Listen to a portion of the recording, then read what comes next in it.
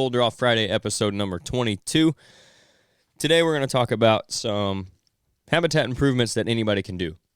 We talk a lot about private land ownership, but lately we've been on the regular podcast, we've talked to a lot of guys that are hunting public ground, and this will also go for permission ground guys, or if you're just hunting a small property. And I kind of got this idea from Clint McCoy's latest article, one of his latest articles in North American Whitetail, their March habitat issue called Everyman Management Plans, and I took some stuff out of there. So if you guys want to, go check that out. It's a really good article. It's going to have some more stuff that I'm not going to cover, but I did take some stuff out of that, and then I added my own, a few of my own things to it too. So that's what we'll talk about today. Full Draw Friday, number 22.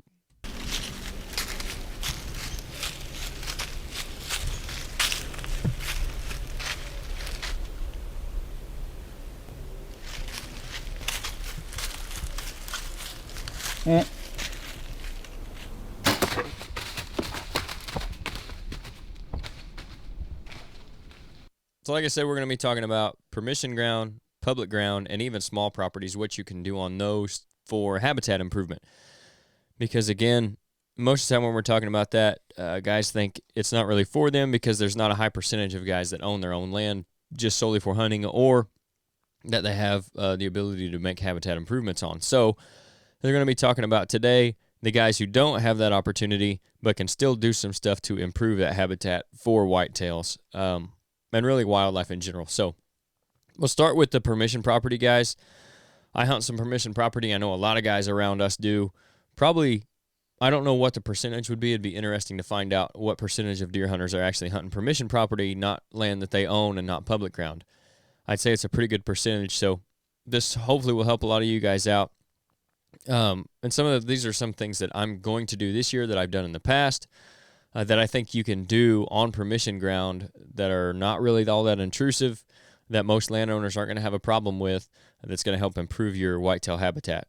And the first one, obviously, you're going to want to talk to your landowner, whoever that is, the farmer that farms it even, if those are separate. So if you have a separate landowner from the farmer, if the farmer owns it, then obviously you can just talk to him about everything. But the first one I have down is to plant those small plots, even in corn and bean fields, or if you have somewhere in a stand of timber that's already pretty cleared out, you can go in there and get rid of that leaf litter a lot of times and plant a small plot in there. Or, like I said, you can plant straight into corn and bean fields. That's something that we're going to try to do this year that I know some guys have done in the past and had success with. As long as you talk to the farmer about it, a lot of times you can do a fall blend. You can just broadcast it right into the beans. Once they start to turn and the leaves die, it allows enough sunlight to the ground that you're going to get enough that the fall blends are going to grow. Obviously, you're going to lose some of that when the farmer comes in and cuts his beans, but it's going to be more than you would have had you not planted anything. So if you go in there and broadcast before a good rain, it's similar to doing a regular food plot. You're just not going to quite get the same coverage because of the beans that are out there. And again, that combine coming through is going to kill some of the stuff, but you're going to have, again, more than you would have had you not done anything, and that could be really beneficial. There's a spot I have in mind this year close to where I shot ghost last year that I think is going to be just really good if we can get something to grow out there after the beans are out. So you can do that with corn too. Obviously, it's harder to broadcast straight into that because even when they start to turn and the leaves die, you're still not getting a lot of sunlight to the ground, but you can wait until after the corn is out and go in and plant something like a winter wheat. A lot of farmers won't like you planting a winter rye in there just because it's harder to kill. Ryegrass, same way, which you wouldn't really want to plant that anyway. Winter wheat's a good option, though. A lot of them will plant that, too, as a cover crop, so you may have some winter wheat coming in behind them, but if not, you can go in there and plant you a little half-acre plot of winter wheat if they're all right with it, and that's going to be a benefit as well, because if there's none of that around, that's where all the deer are going to be when all the crops are out. So that's a big one for permission property, especially if you're hunting ag ground. And then again, even if you're hunting timber and you do have some openings and stuff like that you can do some stuff with. Another one that's not really intrusive that a lot of guys aren't going to have problems with you doing, a lot of landowners are not going to have issue with, is water holes. And they're cheap and easy too. You can get just a 55-gallon, like a water trough, bury it out there in the timber somewhere along a main trail, and put some water in it. And then you've got a water hole that is, you just make sure it's got water in it. You can make it easy enough to get to. If you have a side-by-side or a four-wheeler, you can take water back to it. Hopefully, it'll hold enough that we get enough rain that if you start out with a full tank, you shouldn't have to fill it up too often. But that's a way that you can improve the deer's health, especially in a dry fall like last year that we had. If you have some watering holes out, that's really going to help those deer have a place to go get a drink. And then it also becomes a place you can hunt in the fall. You can hunt over those water holes just like you would a food plot, because the deer are going to hit them at all times of day and all throughout the hunting season. So now on to public ground. This one's a little more difficult because, and I assume it depends on what public ground you're hunting to and what state you're in, what all you can and can't do as far as messing with anything in the habitat. And a lot of times it's going to be you can't touch anything. So with that in mind, one big thing you can do, and this is something you can do on permission ground potentially or on your small properties, is predator control. I know they offer predator hunts on public land a lot of times. That's something you can go out and do in the off season and help your deer numbers, especially if you're not seeing that many deer. You can go out and shoot some coyotes, maybe draw a bobcat tag if you can do that on public ground. I'm not sure in Illinois yet. All the rules on all that, but predator control is probably one of the biggest things you can do from a public ground perspective as far as habitat improvements. Now, another one you can do, which is not as direct, is decreasing your intrusion. So you're not going in there all the time, even in the off season. You're giving those deer a place to stay. And in the hunting season, maybe there's a place that you don't go all the time until it's just perfect, or everybody's pushed the deer back into it, so you kind of give them a sanctuary until the pressure really goes up. But just overall, decreasing your intrusion is going to help improve that habitat for the deer, because they're not going to feel as pressured. Obviously, not everybody's going to do that on public ground, but in certain situations, I think it's possible that you alone not going in there as often is going to help benefit your deer herd and increase your chances of harvesting a deer. So, excuse me, another one, which really doesn't have a lot to do with the deer herd, but obviously it is a habitat improvement. Just pick up the trash. I've done some public land hunting, and it's amazing how many aluminum cans and plastic bottles there are out there, candy wrappers, stuff like that. Just go in there and pick that stuff up if you're doing some summer scouting or anything.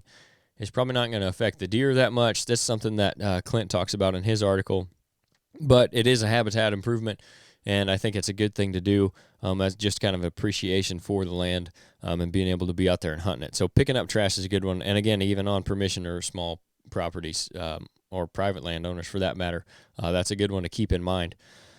Now on to the small property one, and I'm in this situation as well because at the cabin, it's just a 10-acre property that we're trying to manage as best we can to make it the best spot in that neighborhood based on what we have and what's around us for the deer to be most often.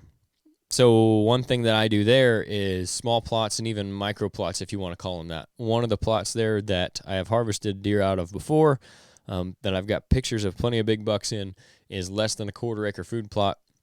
The only 2 times I've ever had them clean it out, I tried to plant beans in a mix one year. They cleaned that down to nothing. And then I did clover a couple years ago, and they actually ate it down to nothing too. Now, there's not a lot of food in that area, and there's not, outside of our property, a ton of natural browse, I don't think. So that has something to do with it. But also it's less than a quarter-acre food plot. So if it gets any pressure at all with that kind of stuff, it's not going to do well. So what I've adjusted after doing those 2 things was just going in and doing fall plots with the brassica blends. I haven't had any trouble with them completely eating those down to nothing. They've been in there eating them, a lot of browse pressure on them, but those blends generally will take more browse pressure than the rest of them. And then even I've done some winter wheat before, and same result. So those are some good ideas for your micro plots that you might want to keep in mind. It also allows you to plant them a little later, so you're not getting that browse pressure in August and September. It's mostly during the hunting season. So the time I tried to plant that blend with the beans in it, they were in there all September. They ate it down to nothing, and then they weren't back in there. So that's something to keep in mind as well. Another benefit to doing those fall plots, especially in your small ones. But you can also do, like I've just cleared out a half-acre spot on that 10-acre property. That's going to be a relatively good-sized food plot for that area just because there isn't a lot of food around. So that's something you can do too.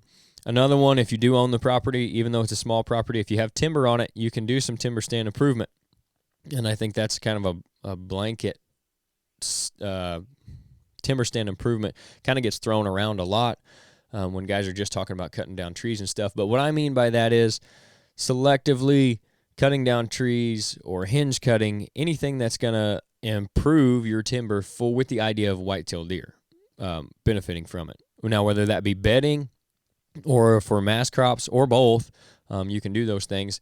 If you have a property that sits next to a big oak flat and you just need bedding cover, maybe you improve it for bedding cover. If you have plenty of bedding cover around you, but you have a few oak trees that you think you could clear some stuff out around them and they would flourish, then maybe you do that. But those are some things you can do on small property. Since you own that ground, is going there if it has any timber on it and doing that. Another thing I'm doing at the cabin is trying to get rid of as many invasives as I can, just to let the other stuff flourish, like those oak trees and stuff like that.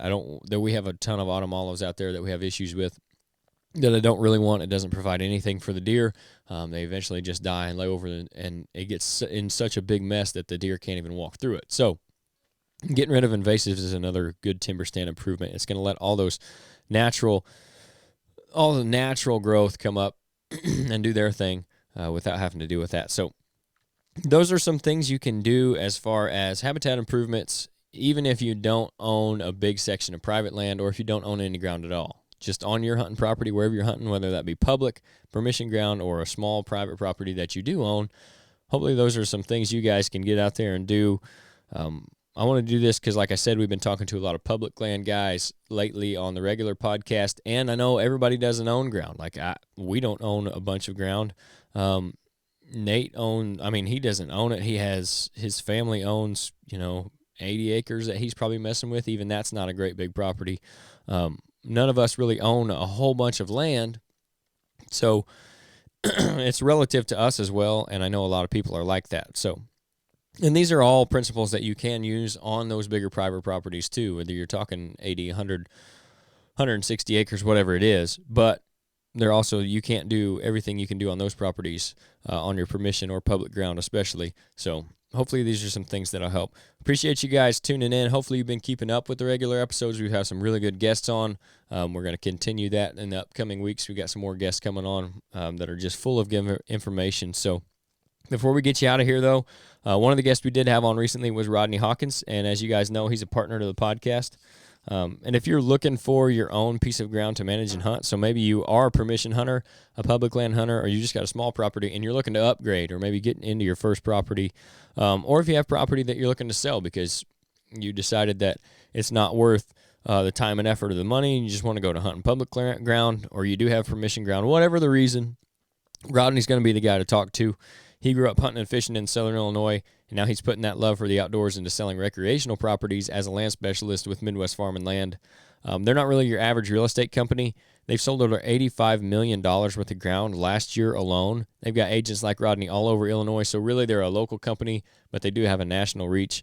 For any information on them or any properties that might be available or just getting yours listed, you can call Rodney directly at 618-925-3153, and he'll get you taken care of.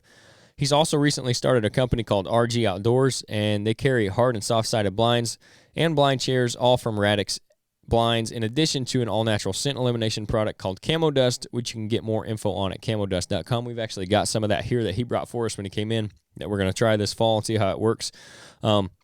He also has the Byrna self-defense weapons now and Tacticam trail cameras. So if you want either of those things, he's got those as well. Again, for anything that you're interested in that they have, you can check out their Facebook page, RG Outdoors. Email them at rgoutdoors@yahoo.com or just call Rodney at that number, 618-925-3153. Don't forget to check out our website as well, ridgehunteroutdoors.com. Anything you see on there, if you want it full draw, we'll get you 10% off. That discount code is just all caps, no space, full draw. 10% off anything on the website. Don't forget to follow us. Leave us a review on Apple Podcast or Spotify. Subscribe to the YouTube channel. Leave a comment. Like the videos if you like them. That keeps us going, and it helps us out a whole bunch. So thanks, guys, for tuning in, and we will catch you on Monday for the regular episode.